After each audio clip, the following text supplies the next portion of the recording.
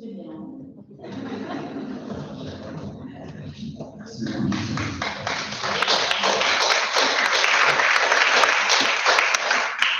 D'abord, merci à vous, les amis courageux à rester jusqu'à la fin. C'était une longue journée, plein de choses passionnantes. Donc, je pense que ce sera un moment assez intéressant sur cette dernière partie. Alors, cette dernière partie est vraiment dans la continuation de ce que les professeurs sont expliqués. Et si on n'a pas le temps, je vais arrêter par les alarmes du musée, on va sortir. Il faut que vous reteniez une chose, c'est ceci. C'est ce slide. Il faut que vous reteniez ce slide, ça sera gagné. Le point de départ, c'est la naissance de notre publication aurélien. Donc, il naît avec une suspicion et une confirmation d'une atteinte du maladie grave, ça peut être le syndrome de l'enfant, et d'une forme relativement agressive, une forme spontanée, de nouveau, rapide. Pardon. C'est juste pour vous. Sauf si vous n'avez pas relancé, bonne chance. Ok. Et donc, on arrive ici avec ce point de départ, la naissance d'Aurélien, cette nouvelle qui est catastrophique. Et nous, les juristes, je suis juriste aussi, donc rien du tout à la biologie, rien à la génétique, mais rien dans un monde marquant. On se dirige vers les associations de patients, l'association belge syndrome d'enfant, on est d'abord passé par l'association française syndrome d'enfant, et ceci qui est extrêmement bien fait. Et puis après, des contacts avec l'équipe du Luxembourg, aussi. Et assez rapidement, on s'est rendu compte qu'il y avait un interlocuteur qui manquait entre le monde des associations de patients et le monde des chercheurs. À partir de ce constat, on a décidé de mettre en place ce qu'on appelle la Fondation sans un génome. Donc, on a créé la Fondation sans un génome avec Ludivine et avec toutes ses proches. Ensuite, pour concrétiser l'action de la Fondation sans un génome, on s'est rendu compte qu'il manquait tout d'abord une biobanque. Et donc, on a créé notre propre biobanque. On est une des rares associations de patients en Europe, qui est la seule en Belgique, à disposer de sa propre biobanque. Une fois qu'on a construit notre biobanque, on a construit ce qu'on appelle notre biobanque, c'est-à-dire une biobanque bioinformatique dans le cloud, dans lequel on peut stocker des génomes de patients atteints de maladies rares. Et ensuite, on s'est rendu compte qu'il y avait un énorme problème, un énorme frein dans la recherche, qui est la gestion du consentement. Et la difficulté pour les chercheurs d'accéder aux patients. Et on s'est rendu compte qu'il y avait quelque chose qui n'était pas fait dans les règles de l'art. Et donc, on a créé une application de gestion du consentement. Et donc, on a créé ce cercle vertueux qui demande qu'à fonctionner et qui peut grandir et qui peut être transposé dans le contexte de d'autres maladies. Voilà. Ça, c'est le message principal que je vais retenir. On va expliquer un tout petit peu plus en détail rapidement.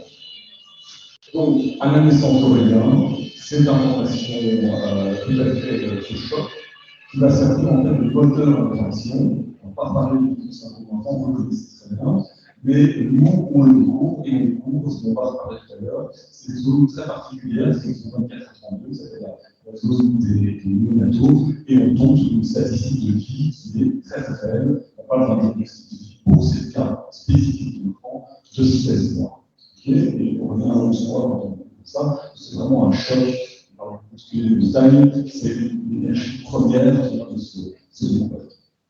Alors là, on se retourne vers l'équipe de génétique qui suit Aurélien des naissances, on en parle de ce que c'est, de quoi il s'agit, et on a le professeur Guillaume Smith qui, très patiemment, prend du temps pour nous expliquer la génétique, la génétique, et ce qui se passe avec Aurélien. Et en même temps, il nous explique qu'on est au milieu d'une révolution technologique. La révolution technologique, on voit ça par l'instant. C'est une révolution qui est portée par l'apparition des séquenceurs de nouvelle génération. Traditionnellement, la plupart des gens qui sont dans cette pièce, le diagnostic d'enfant était posé avec l'analyse d'un seul gène, ou d'un panel de gènes. Okay. Aujourd'hui, on a des outils qui sont capables de séquencer l'entièreté de la partie codante du génome, ce qu'on appelle l'exome. Et ces mêmes outils sont capables d'aller encore plus loin et de séquencer l'entièreté du génome, des 20 000 ou 20 000 gènes qui composent l'entièreté de notre génome. C'est ce qu'on appelle des rôles génomiques. Donc, on est capable de produire ces data. Ces data, elles ont une force qui est assez particulière, c'est qu'elles nous aident dans un contexte de diagnostic et qu'ensuite elles nous aident dans un contexte de recherche. Pourquoi? Parce que chaque génome séquencé, corrélé avec des données génétiques et partagé avec notre génome, fait partie d'une forme de pierre de Rosette qui nous permet de décrypter et de comprendre l'interaction entre les jeunes et la façon dont ils peuvent interagir sur notre société. Ça revient à la question qu'on a tout à l'heure.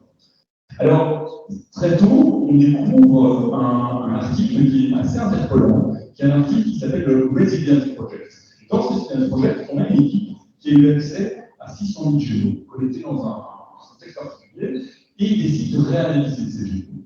Et en réalisant ces génomes, ils tombent sur le cas de 13 individus qui apportent des mutations, et on dit correctement, des variants pathogéniques qui sont à l'origine, qui doivent déclencher une maladie rare, mortelle, qui se déclenche durant l'enfance. Et ces gens sont visiblement adultes, ont atteint l'âge adulte sans être impactés par les effets délétères de ces mutations pathogéniques. Alors là, on découvre cet article-là, on dit ce que c'est, et on retourne vers le suite, et là, il nous fait ce cours sur l'action dépistatique ou hypostatique d'autres jeunes. C'est donc ce qu'on est en train de parler. Le fait qu'ailleurs dans le génome, il se peut, et ce n'est pas spécifique à l'enfant, mais dans d'autres maladies aussi, on peut avoir l'action délétère d'un gène qui peut être contrecarrée par une action protective d'un autre gène qui s'appelle un gène modificateur. Alors, avec ces découvertes, on rappelle les activistes, pas du chercheur, et là, il dit enfin, qu'est-ce qui se passe dans ce contexte-là par rapport à LP1, puis par rapport à LP1. Est-ce que quelqu'un a déjà fait cette recherche? Alors, oui, on a fait, mais c'est pas encore fini. Alors, je suis parti d'une base de données dont on va parler aujourd'hui, qui est la base de données UDV, qui est financée par l'Association française des syndromes d'enfants, qui collecte les 3000 variants pathogéniques connus à ce jour comme étant à l'origine du syndrome d'enfant. Et ensuite, j'ai comparé ces 3000 variants avec les variants qui apparaissent dans la base de données contrôle GNOMAD, dans lequel on retrouve le génome de 180 000 individus. Okay. Et assez rapidement, j'ai trouvé sur des points d'intersection. Je suis tombé sur une intersection de 122 personnes. Donc, d'un côté 3000, de l'autre côté 180 000, et je me retrouve à trouver 122 personnes qui se trouvent à la charnière entre les deux. Alors là, je retourne vers le site, et oui, mais non, c'est des erreurs, machin, truc. Il dit, regarde, tu vois, dans cette zone particulière, les étions 24 à 32. Là, on sait, tu l'as entendu, espérance de vie très courte, immanquable. Et là, on en retrouve 24. Et là, Guillaume dit, nous, c'est pas une chose spécifique sur les enfants, mais là, c'est tout de même intéressant. On a tout de même une piste qui nous ferait penser qu'il pourrait y avoir un modificateur. En même temps, on a une publication de quelqu'un qui s'appelle Olivier, qui l'a parlé tout à l'heure, sur le site de la Fondation américaine de syndrome. Et sur ce site, il explique qu'il a l'intuition qu'il doit y avoir des modificateurs à l'œuvre dans le cas du syndrome d'enfant, et qu'on devrait, si on était capable d'utiliser le séquençage, on devrait être capable d'identifier quels sont ces variants naturels présents dans certaines familles et d'être capable de les reproduire par voie médicamenteuse. Alors ça, pour Olivier et moi, c'est le déclenchement de notre action. Et on va, à partir de ce moment-là, on va décider de mettre en place la Fondation Sans Angelo et de réunir autour de nous les plus grands spécialistes du syndrome de l'enfant. On a eu la chance de les avoir dans un board scientifique de la Fondation Sans Angelo. Et avant ça, on avait écrit un white paper, un livre blanc, pour expliquer notre démarche. Et on a été le présenter à la Juge de la Terre, à Marc Denis, à l'équipe, et ils sont acceptés de rejoindre notre projet. Et donc, c'est comme ça qu'est né le Laboratoire Service, le projet James, pas un peu spécifique maintenant, mais retenez qu'effectivement, on a identifié une cohorte de 260 patients, participants potentiels, qui sont porteurs de cette mutation spécifique. On les retrouve un petit peu partout dans le monde. Alors, on a décidé de mettre en place une solution pour concrétiser cette recherche. Pas simplement dire théoriquement, ça serait intéressant de le faire. Maintenant, on veut le faire, on veut que ça existe. Et pour le faire, donc, on a créé une biobanque dans laquelle on collecte des échantillons biologiques dont on extrait l'ADN. Quand je dis on, bien c'est Angélica qui est là, qui s'occupe de ça. Donc, c'est Angélica qui extrait l'ADN. Cet ADN est conservé et conservé à long terme dans la biobanque de la Fondation Sans Angelo. Pourquoi est-ce qu'on conserve cet ADN à long terme? L'idée est de pouvoir le réutiliser pour le reséquencer au cas où la technologie évoluerait. C'est vraiment cette idée-là. Et de l'autre côté, on a un des alicots. Quand sépare, quand on extrait l'ADN, on le répartit dans 5 hélicos, et un de ces hélicos est envoyé vers notre partenaire qui s'occupe de traduire la donnée biologique en une donnée bioinformatique. Donc on traduit votre ADN en son équivalent informatique, en data. Okay. Et c'est cette data, c'est cette donnée qui est conservée sur le cloud de la Fondation Sangeno. Okay. Alors ici, cette biobanque, ça n'a pas été simple, c'est un exercice intéressant. Grâce à Lily, on a mené à terme. Et donc on a obtenu l'accord du comité d'éthique d'Erasme, préalable à l'ouverture, et ensuite l'autorisation de l'agence belge du médicament, la FNPS, qui nous a délivré son autorisation de mise en place de notre biobanque. Donc c'est déjà en soi un achievement dont nous sommes très fiers. Ensuite, nous avons développé ce système de cloud génomique. Alors, pourquoi est-ce qu'on parle d'une solution cloud? Cette data dont on a parlé tout à l'heure, cette transformation de l'information biologique en information informatique, bioinformatique, un génome complet, ça correspond à 300 GB de données. Okay, donc vous imaginez le volume que ça représente. Et vous avez compris que ces 300 GB de données, c'est 300 GB assez léger, donc c'est très très très compliqué d'extraire quelque chose qu'un être humain peut comprendre. Et donc on a compris très rapidement que pour héberger un tel volume de données de manière sécurisée, il fallait pouvoir le déployer. Et donc on a décidé de partir dans une solution cloud. Et on a développé une solution cloud dans l'univers d'Azure, qui d'un point de vue régulatoire, d'un point de vue respect des règles en vigueur en Europe, est la structure la plus stable et la plus sécurisée. On peut partir de ce niveau-là.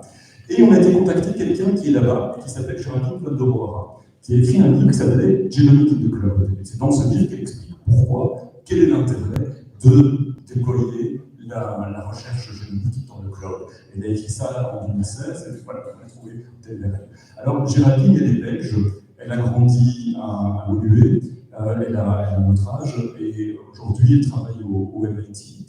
Travaille pour le Broad Institute, donc c'est quelque chose qui a été créé en commun par le MIT, par Harvard, et donc elle nous aide toutes les 2 semaines, on fait le point sur le développement de notre cloud et nous dirige dans l'architecture cloud. Notre cloud, il existe, et il est opérationnel. Depuis cet été, on est les premiers à avoir mis en place une interface de connexion entre un des prestataires principaux de séquençage dans le monde, qui est Microgen, et l'infrastructure Azure. Et une fois que ce pipeline est mis en place, on a réussi à faire passer 47 génomes. Donc on a nos 47 premiers génomes de patients marfans qui arborent tous la même mutation causale, qui sont disponibles sur notre cloud pour lancer des recherches informatiques à ce jour. Et dans le cadre de la campagne de test de la James App, on a déjà collecté 12 échantillons d'ADN supplémentaires. Prochainement, on atteindra les 60. Vous vous souvenez qu'à l'origine, on a créé la Fondation Sans Génome pour recueillir 101 génomes. On a passé le moitié du chemin. On est plus fiers. De l'autre côté, on a 2 groupes de recherche qui nous ont confié 111 exomes. Vous vous souvenez des exomes, c'est juste la partie codante de l'ADN. Donc, c'est simple du génome, et donc c'est simplement 3% de l'ensemble du génome. Et on a aussi collecté 300 panels d'individus, dont quelques-uns ont été séquencés. Voilà, ici on a le DPI qui prépare le génomique. Donc j'aime bien ce dessin parce que ça nous dit quoi? C'est une initiative presque familiale, en tout cas qui naît avec la naissance d'un enfant. C'est une initiative qui est bottom-up, quelque chose qui part de quelque chose de petit et qui grandit. Et on voit arriver partout dans le monde, et en tout cas en Europe, de grands projets européens, de grands projets nationaux belges. On nous a demandé de nous impliquer dans ces projets-là, et de par le fait qu'on a l'interroge, je peux vous dire que ça avance très lentement. Et le jour où ça, peut-être que ça fera des plus grandes accélérations, et le jour où ces grandes accélérations arriveront, le syndrome de Marfan ne sera pas en tête de liste. Hein, on travaillera d'abord sur les cancers, sur une série de choses, et on pense bien que le syndrome de Marfan, ça n'arrivera pas si on ne fait rien. Donc je pense que c'est intéressant cette idée de revenir à la base et de construire. C'est d'autant plus intéressant qu'aujourd'hui, on a besoin de vous. Puisque cette idée, c'est de construire cette application. Alors pourquoi on a eu cette idée-là? Aurélien, donc, il a cette spécificité, cette maladie, cette forme particulière de syndrome d'enfant, et donc on a rapidement demandé à l'enrôler dans des études, notamment des études au Texas. Et on nous donne un papier, on nous fait signer un papier, on signe sur un coin, on est là en train de faire un rendez-vous médical, on remet Aurélien dans cette poussette, on est dans la voiture, on a perdu le papier, je dis le papier, donc c'est fini. Donc on a signé un truc, et on se dit, qu'est-ce que c'est, on ne s'en pas de retour du tout.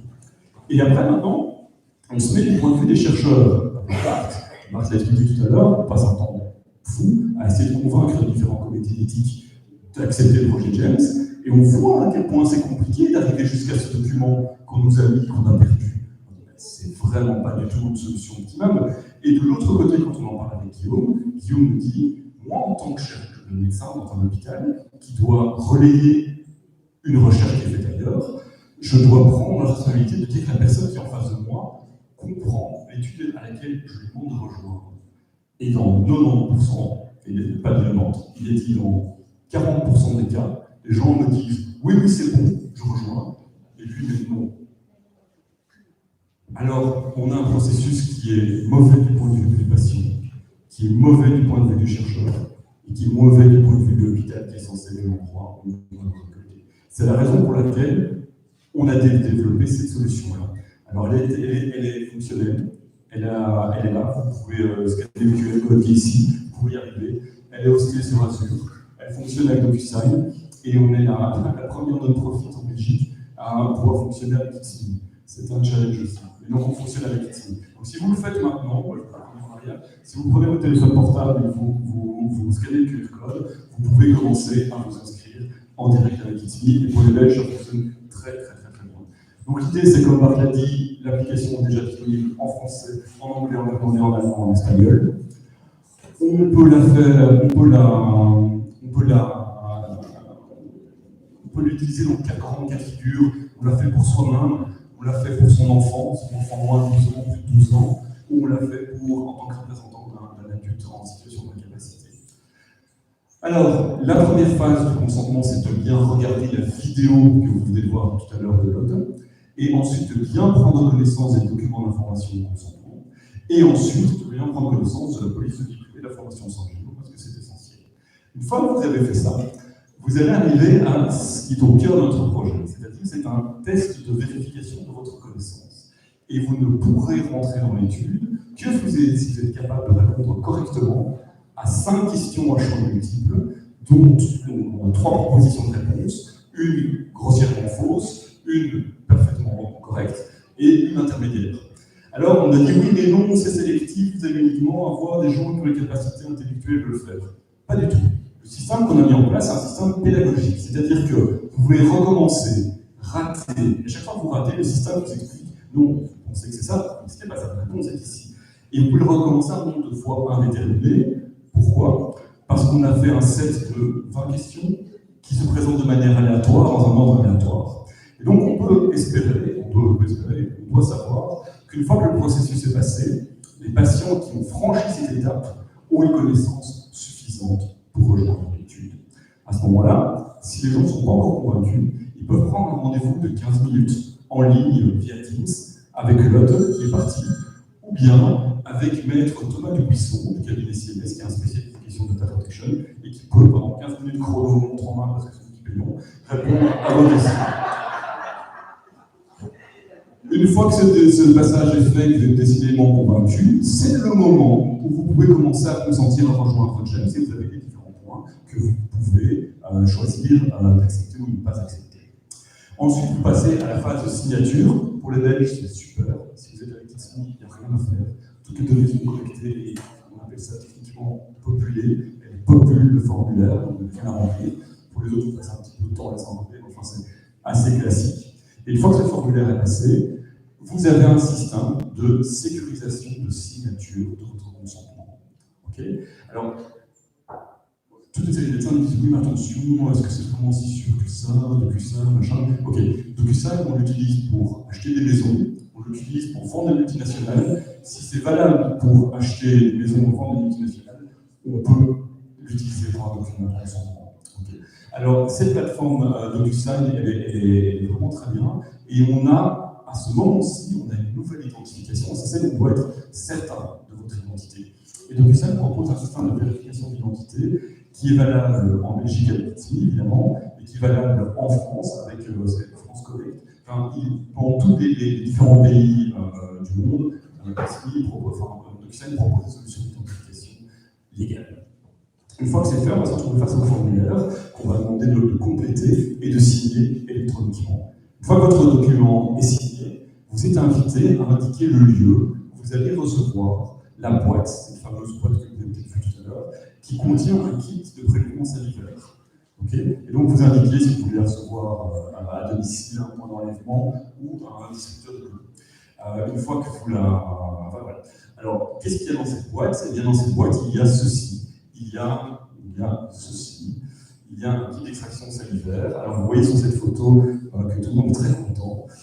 Vous avez Florent, Emma, Thibaut et Dylan, parce que cette pièce, on l'a entendue super longtemps. Parce qu'en raison du Covid, il y avait un manque de réactifs. Et donc, on n'était pas sur la liste prioritaire des producteurs.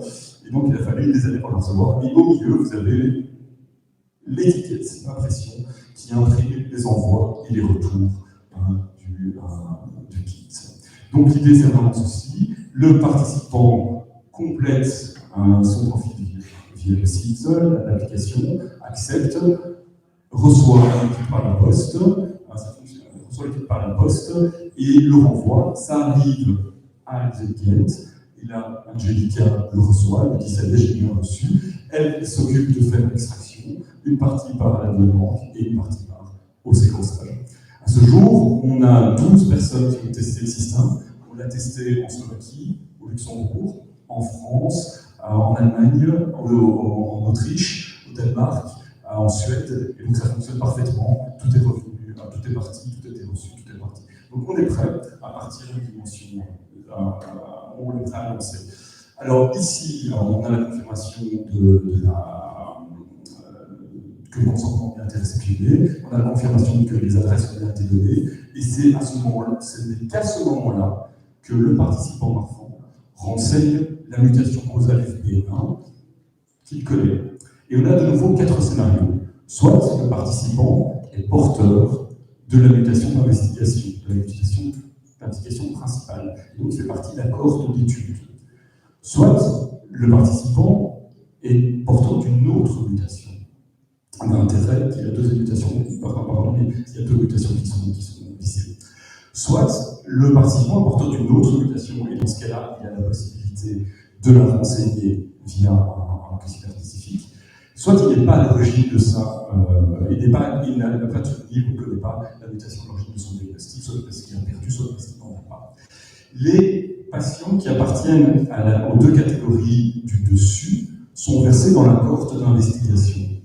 Les patients qui sont dans cette catégorie-ci sont plutôt dans une cohorte de contrôle qui pourrait être utilisée quand on arrivera, si on arrive à identifier quelque chose dans cet espace-ci. Donc, pour participer à l'étude GEMS dans la partie recherche, il faut être porteur de cette mutation. Pour participer dans la partie contrôle, on peut être porteur d'une autre mutation IPE confirmée. OK?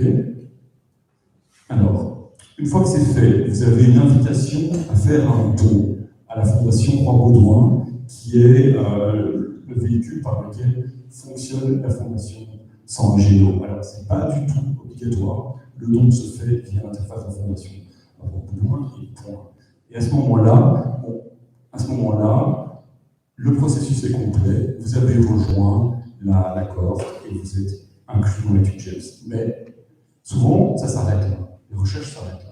Et on est toujours dans le point, c'est un peu plus élaboré, on est toujours dans le point, on demande là où sont les données, où est mon consentement, qu'est-ce que j'ai fait. C'est la raison pour laquelle on a mis en place un outil de gestion de profil. Dans cet outil de gestion de profil, vous retrouverez toutes les informations que vous avez participé, que vous avez partagées avec l'équipe de recherche. Vous retrouvez les informations du médecin référent que vous avez communiqué, parce qu'on ne peut pas rejoindre cette étude sans avoir communiqué les coordonnées d'un médecin référent. Vous retrouvez la version la plus récente du consentement que vous avez signé. Vous pouvez choisir de dire, en fait, j'ai changé d'avis, je ne veux pas participer, je ne veux plus participer à cette étude. Vous pouvez retirer votre consentement et vous pouvez être invité à rejoindre d'autres études pour lesquelles vous pourriez être éligible. Okay, c'est ce que vous retrouvez à cet endroit-ci.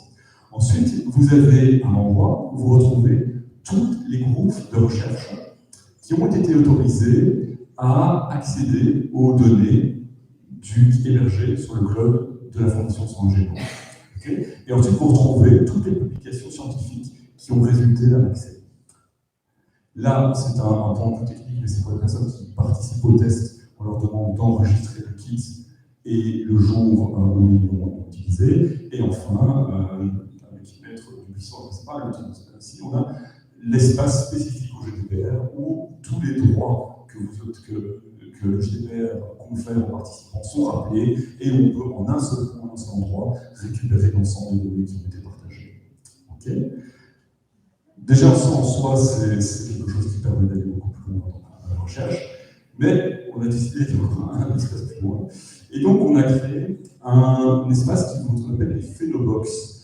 Et c'est un espace dans lequel vous pouvez partager certaines informations relatives à votre santé et vous voulez directement les alimenter. Et donc, on a compris que d'un côté, on a le génome, de l'autre côté, il faut des informations phénotypiques pour pouvoir les croiser. Alors, pourquoi est-ce qu'on a fait ça? On a fait ça parce qu'on s'est rendu compte qu'il y a énormément, dans le groupe de recherche, du travail qui est fait pour faire la curation de données, pour faire de l'encodage de données. Quand vous faites une donation pour un projet de recherche en particulier, vous vous retrouvez souvent en réalité à payer une secrétaire qui va recopier votre dossier médical. C'est pas optimum.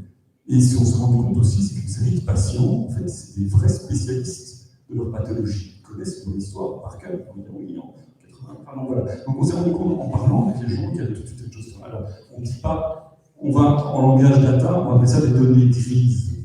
C'est-à-dire que c'est des données qui, comme elles ont été encodées par le patient humain, elles sont sujettes à caution, okay, mais c'est mieux que rien. Alors, l'autre, vous l'avez peut-être croisé tout à l'heure, c'était ici souriante, avec son poster qui était là tout à l'heure aussi. Il a été présenté durant les journées à Paris. Et l'autre, c'est la fin derrière, elle a écrit un très chouette article qui est ici. Je vous invite à scanner le QR code et à le lire à votre aise, parce que l'autre contextualise très très bien l'objectif de recherche James et ce pourquoi est-ce qu'on le fait et comment ça fonctionne. Donc n'hésitez pas à aller jeter un œil sur cet article-là. Il est disponible aussi sur le site de la Fondation Sans Génome.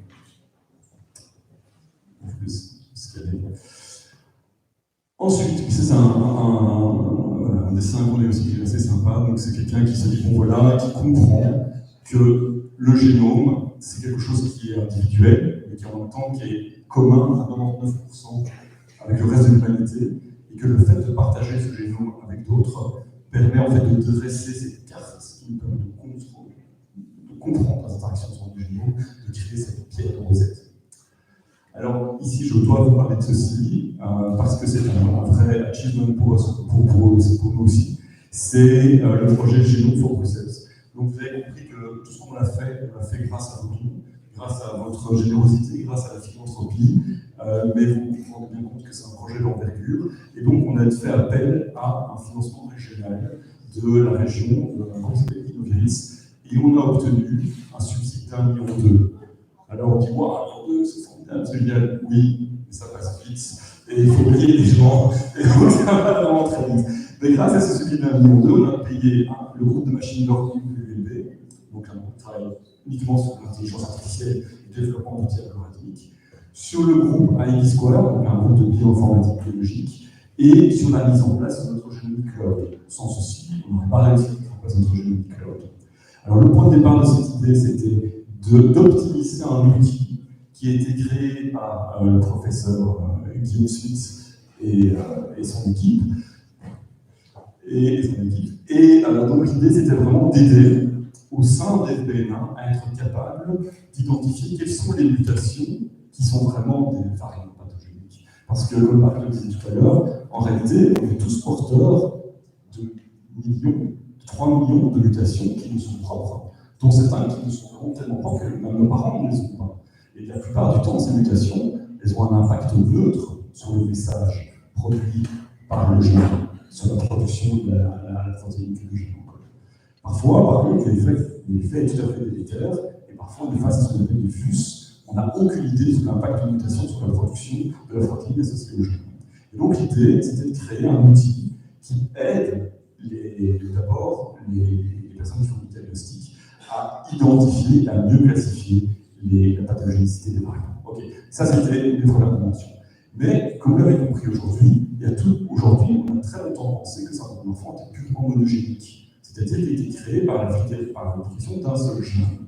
Aujourd'hui, on vous parle de modificateurs, parce que tiens, il pourrait y avoir d'autres gènes que d'autres qui pourraient expliquer les interactions au sein du développement de la maladie.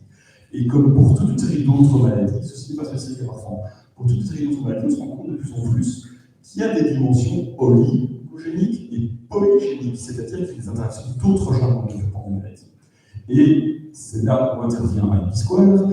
IB-Square a mis au point des outils de bioinformatique pour créer des associations au sein du génome et identifier ces corrélations entre les corrélations qui permettent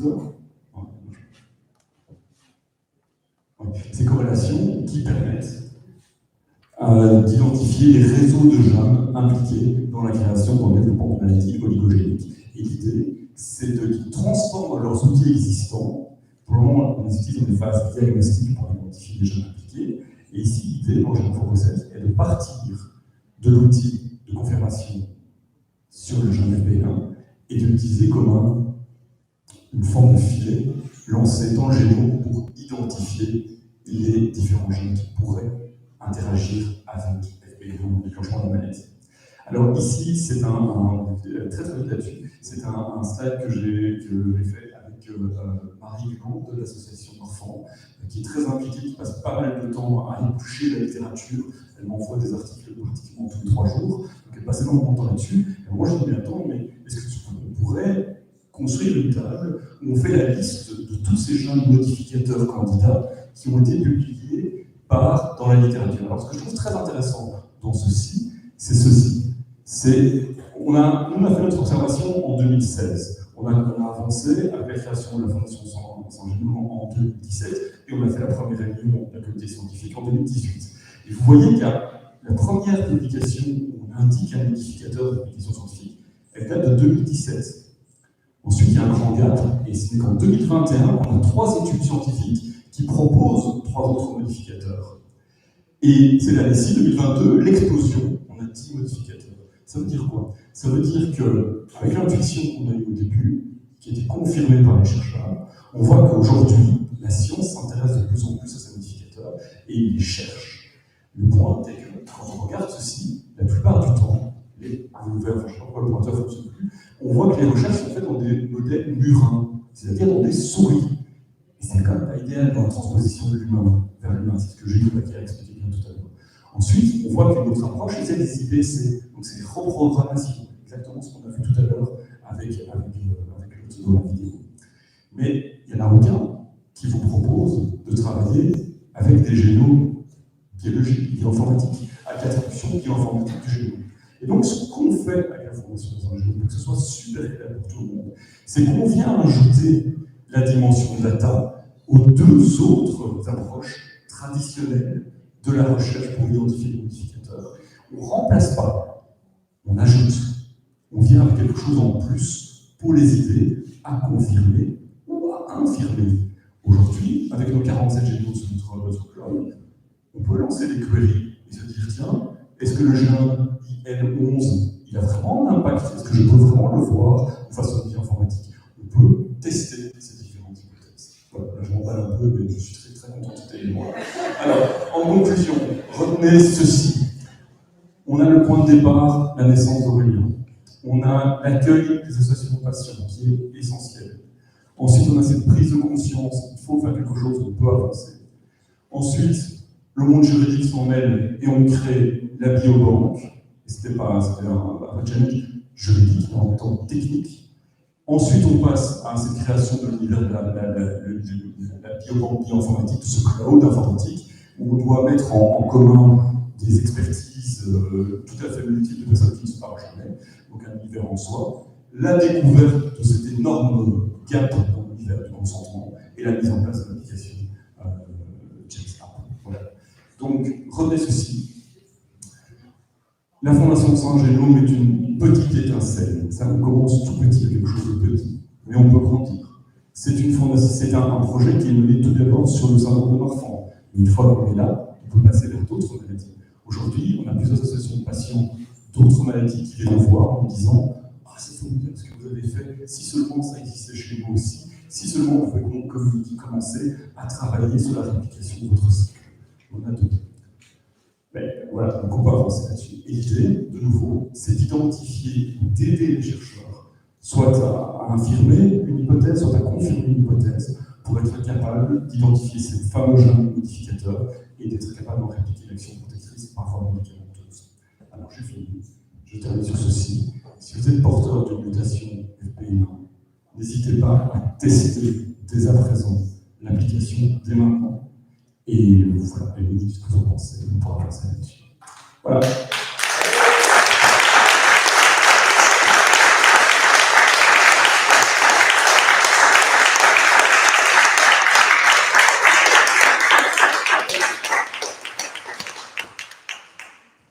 Je ne sais pas si c'est des questions, mais alors, si je comprends bien, une quinzaine de gènes modificateurs ont été découverts, combien chez l'humain, chez les souris, c'est ça, ou dans des expériences de laboratoire? Exactement, c'est des candidats en fait, c'est des jeunes candidats, et pratiquement chez les souris, sauf, et ça c'est la présentation que Bart a fait tout à l'heure, c'est celle sur le MAP3K4, où là on se retrouve avec une mutation dans une famille. Donc effectivement, encore une question. Les 3 millions de mutations qu'on détecte chez chaque individu, bon, elles ne sont pas. On connaît la proportion de ceux qui sont pathogènes maintenant. Parce qu'on a quand même considéré qu'il y a des mutations dans les gènes humains, ne fût-ce que pour considérer l'évolution du genre d'une famille, de la race humaine en général. C'est plutôt une question pour Bart, mais c'est vraiment cette idée-là, effectivement, que l'évolution avance à coup de petites mutations, et que ce système, parfois, il y a des couacs, voilà, et c'est des choses qui sont très complexes, et parfois, il fonctionne vraiment très bien. Donc, voilà. Je ne reste pas trop longtemps. Oui, on a déplacé de Merci à tous d'être passés. Merci pour tout ça. Bon.